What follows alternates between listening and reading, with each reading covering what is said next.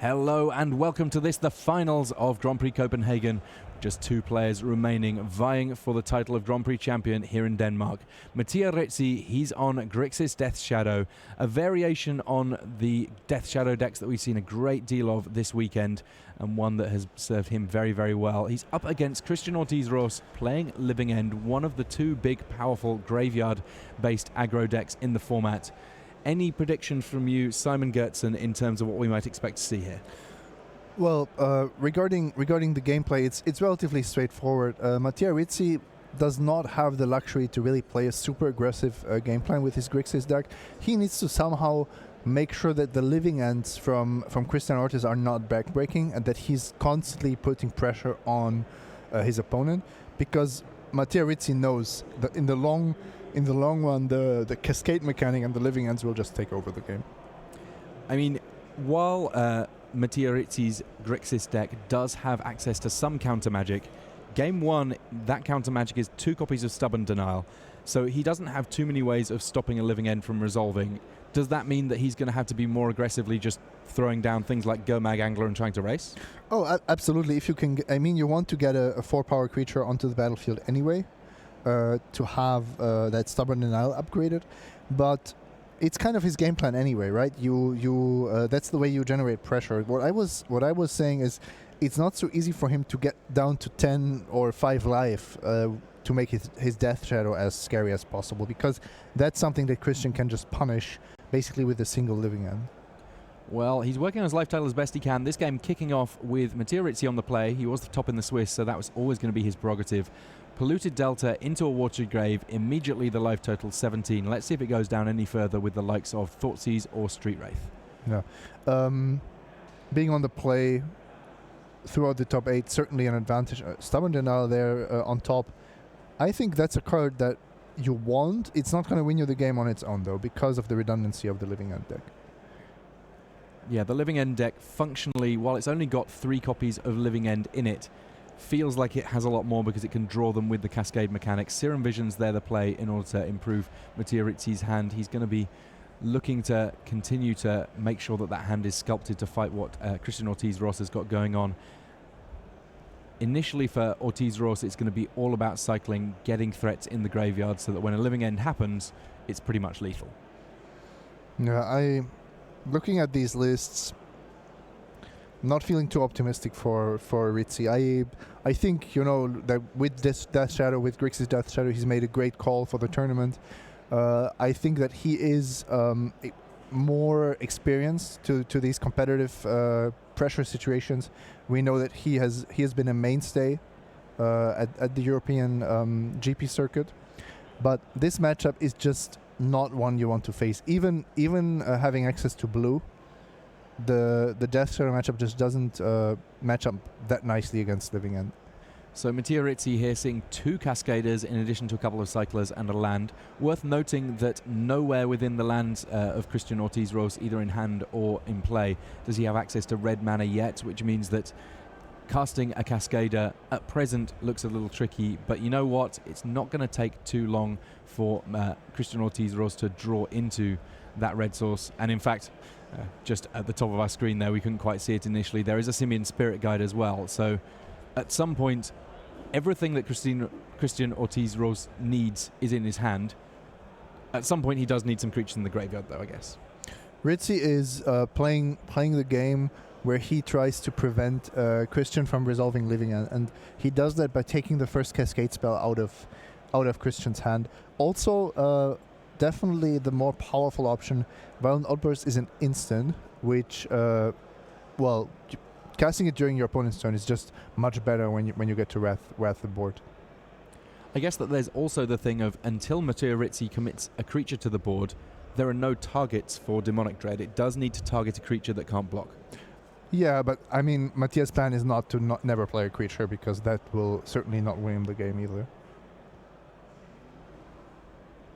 So, a cycle here of Horror of the Broken Lands, to which Mattia Rizzi has some responses.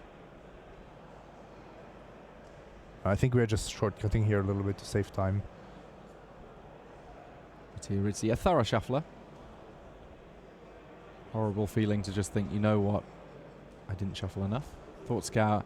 Lots of cards in the graveyard now. A couple of Snapcaster Mages.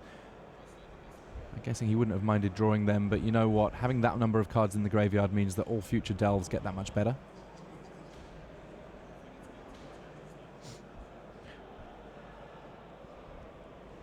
A cycled Street Wraith here. Yeah, Mattia wouldn't mind a few Street Wraiths of his own. It's actually a pretty nice way of getting something back after Living End has resolved. Maybe even threatening lethal if Cristian, for example, has a swamp in play. Now, as things stand, just with those Snapcaster Mages in the graveyard, it does mean that a Living End from Cristian Ortiz is not going to leave Mattia Rizzi with nothing. On the other hand, 2/1 creatures are worth less than a card usually in this matchup. Street Wraith, though, that kind of a good one. Interesting to note, both these players, because they have the potential of having swamps, Swamp Walk may become a factor here. At the moment, both of those players with a swamp in play, so we could see Street Wraiths running past one another. Thought Scour, another Street Wraith in the graveyard. There we see it. Cycling to pay 2 life, but we might see some Street Wraiths in play. Very unusual for a Grixis Death Shadow deck to get Street Wraith in play. Yeah, doesn't look like much, you know. It looks like a limited common, but the fact that you can cycle it for 0 mana actually makes it a very powerful constructed card.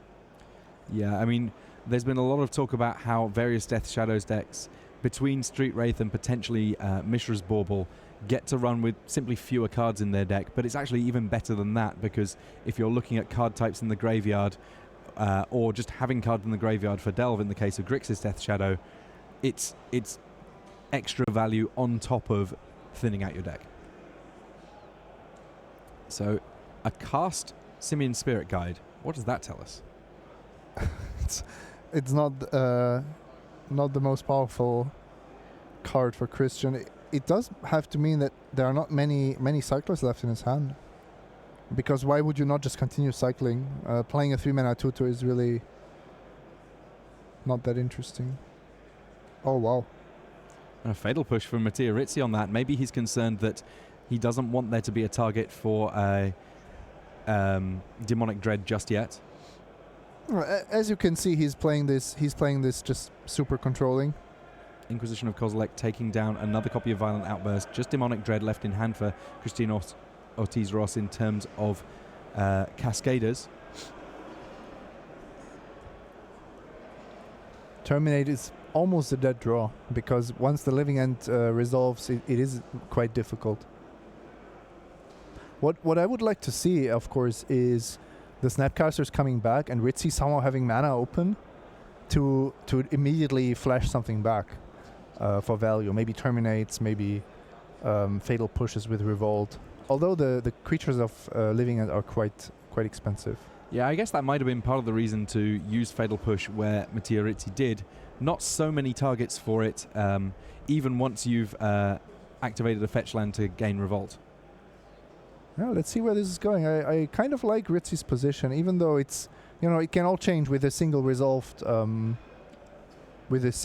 Living End, but at least he's putting himself in a position to prevent that from happening. So Death Shadow coming down, and there is a Stubborn Denial in hand, so Mattia Rizzi has a 4-power creature that's going to be able to potentially counter a key spell. Living End sometimes a little bit weak to counter magic. After sideboarding, we will see more Stubborn Denials, and most importantly, we will see Surgical Extraction. So I think that will make it a lot easier for Rizzi in the post-sideboard games.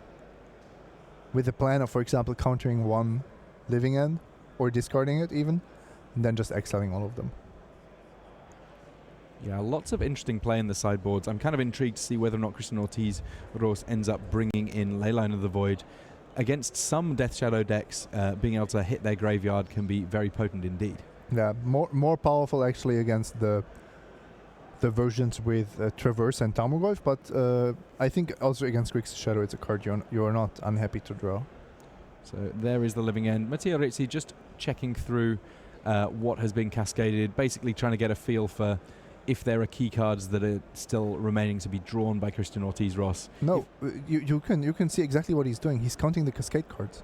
So he knows there are 2 cascade cards in the graveyard. One is being cast right now, and then there were 2 more put on the bottom. So he wants to know just how many cascade cards are left in the top of Cristian's deck, in the top part of Cristian's deck. Stubborn Denial hitting the first living end. And Mattia Rizzi carries on digging. Serum Visions puts both of those cards on the bottom.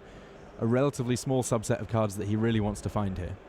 Yeah, and he can push his own life total lower, which I think he has to do. Let's see, 5 power or 8 power. 8 power looks a lot more promising if you want to go for a 2-turn clock here.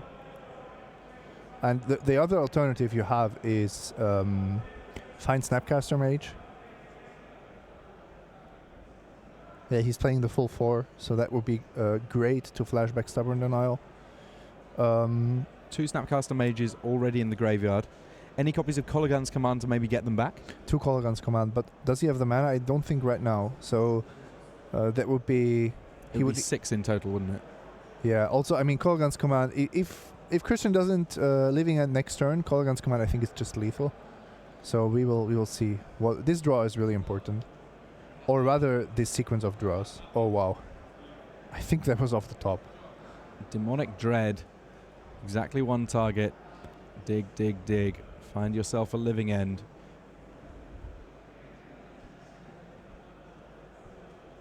Now, there's mana up here for Mattia Rizzi. Haha. Nice. Fatal push on my own Death Shadow just so I get an extra creature in play. Yes, but of course Cristian has to... Cristian had to cast the living end anyway, so Mattia could just respond to that. Now you actually see the advantage of having forcing the living end player to use this as a sorcery, because only this way Mattia is the first one to attack. Yeah, Mattia's going to be able to attack for 6 unblockable with Street Wraiths before you even worry about any of the other creatures going on. So if there was, say, a Lightning Bolt, he could close this game out. Yeah, and now he gets to, for example, target Terminate and Fatal Push, or Terminate and Thoughtscar. I think that's the 2 main options. Or is there maybe... Is it not... Like, is there no chance to win by killing opposing creature, then you only want more and more cards? I mean, finding a Lightning Bolt wins you the game, right? So I believe that Mattia Rizzi has targeted the 2 Thought Scours. Architects of Will also being resolved by Cristian Ortiz Ross here.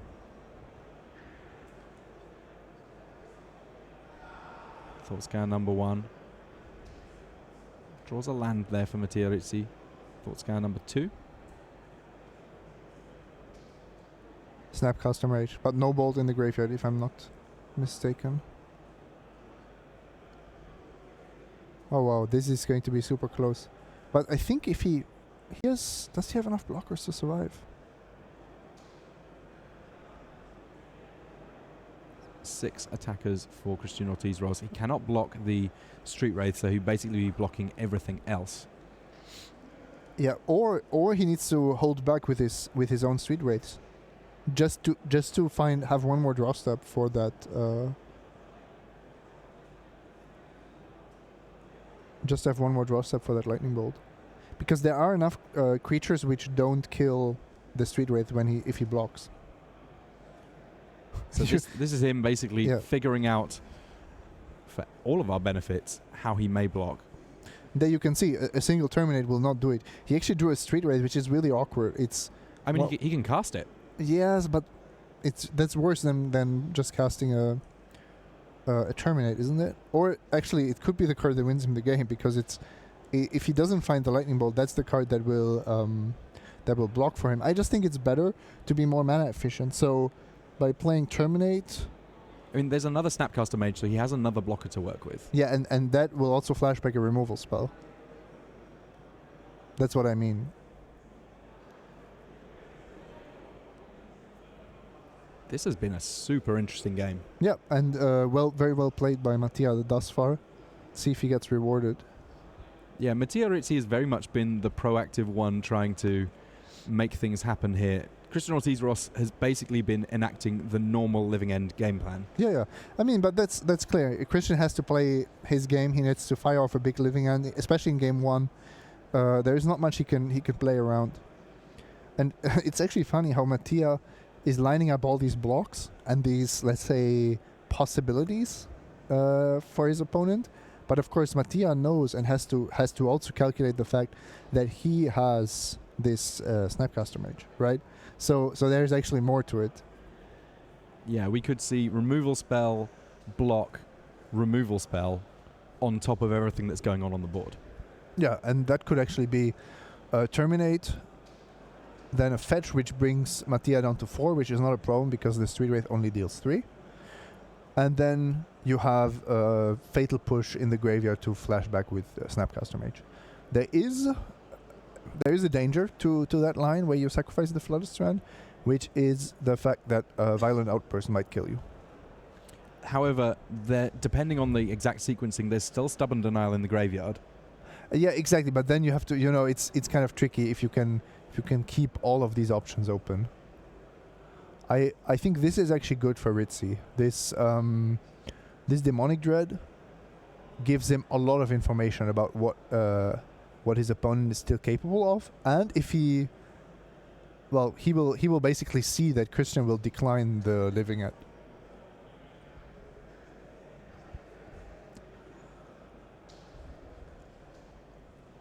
Yeah, declines the living end. Of course, he didn't know, but I mean it was obvious that otherwise he would have attacked first or something else would have happened.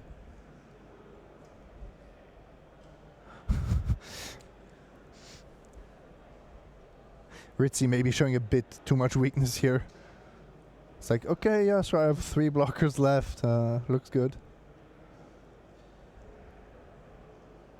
But it's actually very possible that Rizzi can now just play the Snapcaster Mage, targeting Stubborn Denial, and then winning for sure.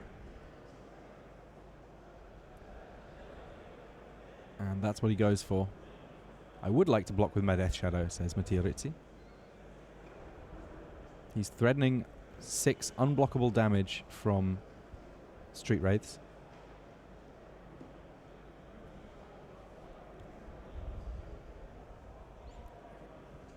A cycle from Cristian Ortiz-Ross. Not quite sure what he was looking to draw there.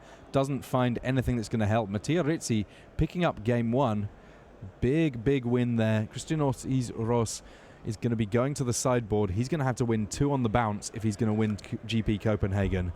We have plenty more Magic soon enough. But first, these messages.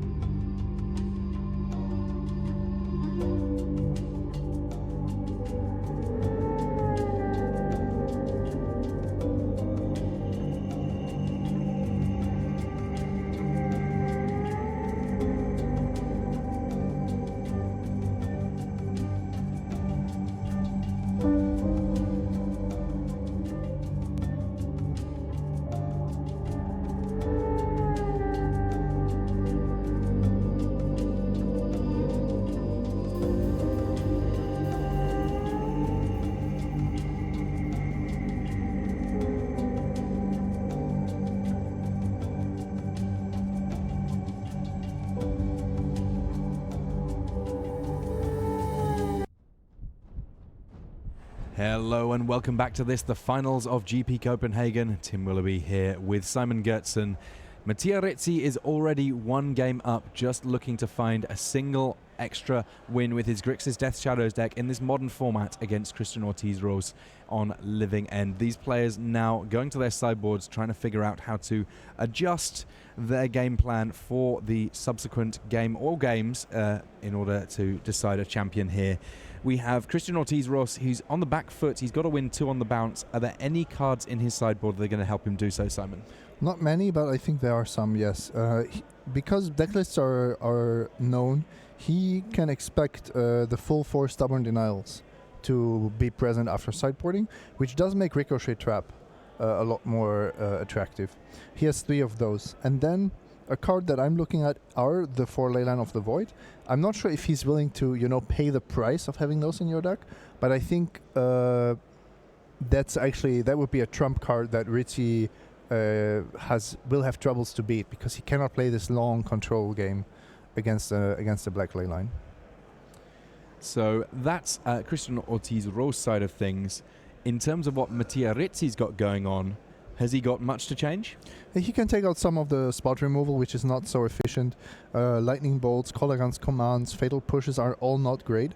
And he actually gets, not Grafdigger's Cage, that doesn't really work against Living End, but what he does get is Nihil Spellbomb, only 1, 2 more Stubborn Denials, and I think 2 Surgical Extractions could be the MVP, because it's one of the few ways to guarantee that there will be no Living Ends from Cristian's side. It does require a certain setup, but to be fair, sometimes you're just happy to lose 2 life with the Death Shadow deck. So that's definitely something I would be aiming for. Maybe we even see 2 Collective Brutality, even if it's just for a single mode in this matchup. So something that I'm intrigued by, and perhaps you can fill me in on your opinions on this, it strikes me that after sideboarding, if the sideboard cards do their thing appropriately, then both of these decks that can feel a little unfair at times will be forced to play a slightly more fair game. Your Living End deck might not be able to actually power out its Living End as efficiently, and the delve shenanigans, the ways of really getting a big threat on the board fast for Mattia Rizzi go down a little bit. Yeah, which makes sense, right? That's what sideboard cards are for. I think that then suddenly, for example, the Fulminator Mages in Cristian Ortiz's deck could become a lot more interesting, because they are just good value cards and difficult for Rizzi to remove.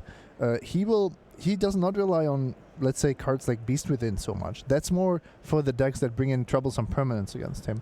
He knows that the trouble with Rizzi's deck is not the permanents. It's really about the spell-based interaction. Now, I guess one question I have for a deck like Cristian's deck, the Living End list, is how easy is it to trim cards? Because his is the deck that, in principle, is trying to do one thing really well, and once he's diluting his deck of cyclers or of perhaps key combo pieces, does it lose a little bit of power and consistency? Actually, not that much. It's not like a combo deck where you cannot remove certain cards, because you do have a lot of redundancy, and the cycling actually keeps everything together. In this particular case, I think it's actually relatively straightforward, because Beast Within is a card that you only need in certain matchups. You can take that one out, and there is Simian Spirit Guide. Now, when do you need Simian Spirit Guide? There are basically 2 reasons. To pay for a Stubborn Denial, which is where the opponent doesn't have a 4-power creature in play, but more importantly, you need it to just be super fast against some of the other hyper-aggressive decks of the format. I don't see speed being the main criterion after sideboarding, when you bring in Leyline, which is something I would suggest, and where you expect even more discard from your opponent. So, as a natural consequence, the games should go longer, even though game 1 already took quite a while. They should be stretched out more, which makes fast mana, like Simian Spirit Guide, worse and worse compared to just regular lands.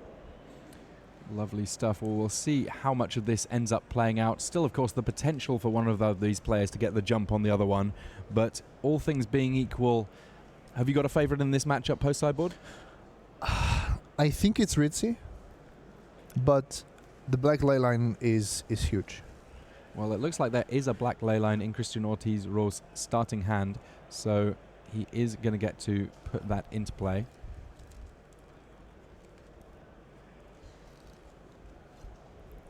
So stage 1 of the plan for these guys to play fair decks achieved. Cristian Ortiz Ross is not going to have to worry about cards going to the graveyard for Mattia Rizzi.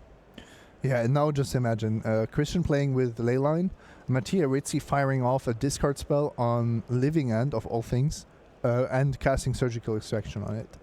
Wow. Then suddenly you've crippled both of these decks. And Cristian will have to cast... Fulminator Mage is a constructed card. The rest of his creatures are just... Well... They're mediocre limited cards. Mediocre draft cards, yeah. Mediocre draft picks. So that should favor Mattia. On the other hand, Tasigur and Gurmak Angler are not much better when they cost 6 and 7. Yeah, we may be seeing some Battle Cruiser magic, and it'll be a matter of who can draw lands more effectively. And Living End is the deck that gets to cycle through to find its lands. Yes, but then Rizzi still has... Rizzi is the deck with the Death Shadow. And that's ultimately the only creature that still does something, because, Snapcaster Mage is now a 2-1 with Flash, which is playable in Limited again. Not likely to trouble Constructed too much. Wardred Grave here being fetched out by Rizzi already on 15 life, going to 13 with another Street Wraith. And if we're saying that getting down an early Death Shadow could be important, then Mattia Rizzi doing good work to get there. Inquisition of Kozilek sees a Ricochet Trap and Living End. Now putting the Living End in the graveyard, a bit of a signal to Cristian Ortiz Ross as statement of intent that the Surgical Extractions likely have come in for Mattia Rizzi. In this case, actually no other choice for the Inquisition. So Rizzi's intentions, should they be, as we discussed, are still a bit hidden. He's quite happy, I think, to see the hand by Cristian, because it didn't look too scary. It looked like he has a little bit of time. Yeah, the Ricochet Trap there, an interesting one. If your opponents cast a blue spell, principally it tends to be counter magic, then you can change the target. You can change the target to Ricochet Trap. So it's kind of a weird sort of a red spell that lets you counter a counter spell. Yeah, and it's weird how we see Cristian with these 2 sideboard cards, and already his deck feels less powerful. Although I'm quite sure he didn't take out any cards that would make this draw better. Just imagine this Leyland would have been a Beast Within. That's certainly not a better situation. Yeah, likewise, Shriekmaw doesn't have too many targets in this matchup. So Rizzi also has lands to work with for now.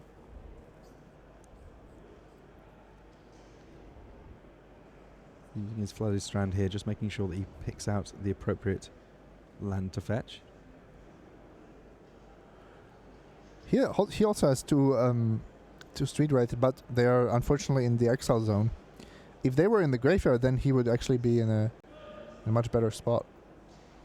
So Snapcaster Mage just getting cast here.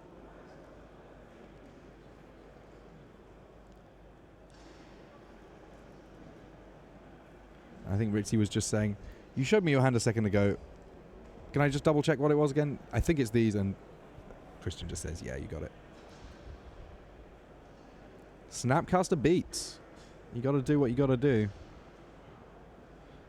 And Thought Scour here. Those that get just missed finding the Surgical Extraction. There are 2 copies that he could have brought in here.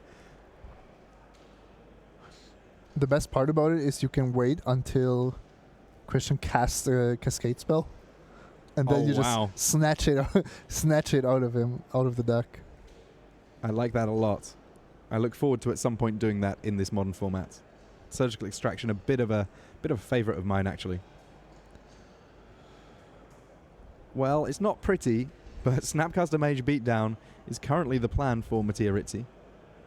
Yeah, it's what you got to do, It's not about playing the most aesthetically pleasing Magic. It's about maximizing your chances to win. And to be honest, these are the kind of games that set apart the really good players, the ones where you have to go a little bit off script and find a way of winning when your main plan isn't working. If you immediately describe to someone what Grixis Death Shadow does, this would not be in that description. This is very much Mattia Rizzi relying on his experience, relying on what he knows to be the inner workings of this matchup to try and find a way of winning in spite of the adversity he faces. And playing to your outs, right? It's In the end, that's what it's all about. Now, Cristian smartly has a mana up, so I'm afraid that Stubborn Denial will not be doing anything for him. So a comparatively low power living end, but it does get rid of the threats that were beating down on the other side of things. But there are more Ambush Vipers. And it does get a 3/4 Minosaur Sure Shot in play. I think Mattia might be winning this game. Winning with Snapcaster Mage beatdown. Just look at it. I mean, right now, Living End only gets back another Minotaur. The Minotaur that's just getting terminated here. If two ones just doing it again and again and again. If Mattia draws more Death Shadows, or just a single Death Shadow, I think he might be favored this game, because Cristian so far hasn't been chaining cycling cards. Wow. Horror of the Broken Lands, a big pickup in terms of creatures in play here. There's a Death Shadow though, that's a 5/5. You called it, Simon, that just getting a big threat on the board. There's a Stubborn Denial in hand for Mattia Rizzi.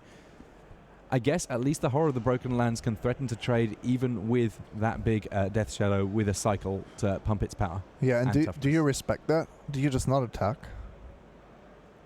Or do you say, my opponent didn't have a cycler all this time, I have to risk it. I'm playing under a ley line. I have to play to my outs. I think the attack is the way to go, because before Cristian drew the horror, there was certainly not a cycler in his hand. He would have been cycling creatures for sure. Another second Death Shadow. This is gigantic here for Mattia Rizzi.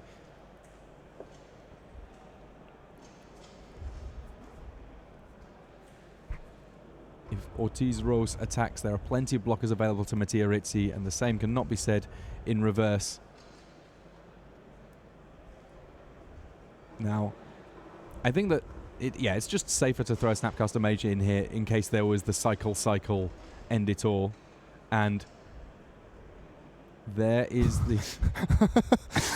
There was a really fun interaction there.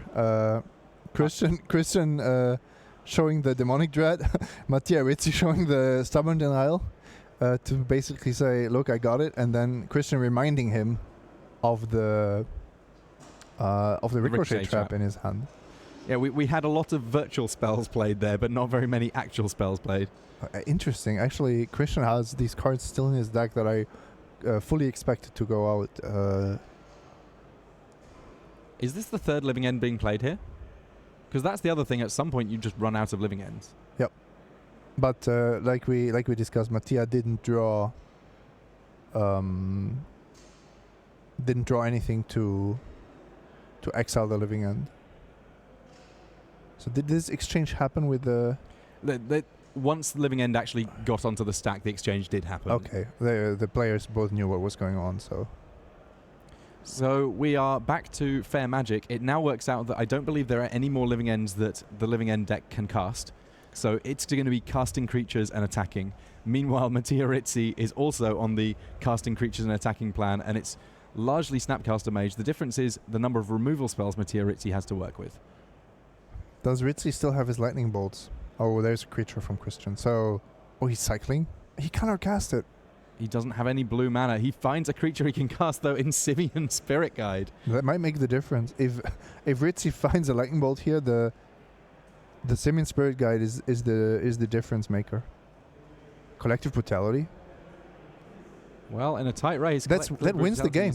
That wins the game. -2/-2, lose 2 life.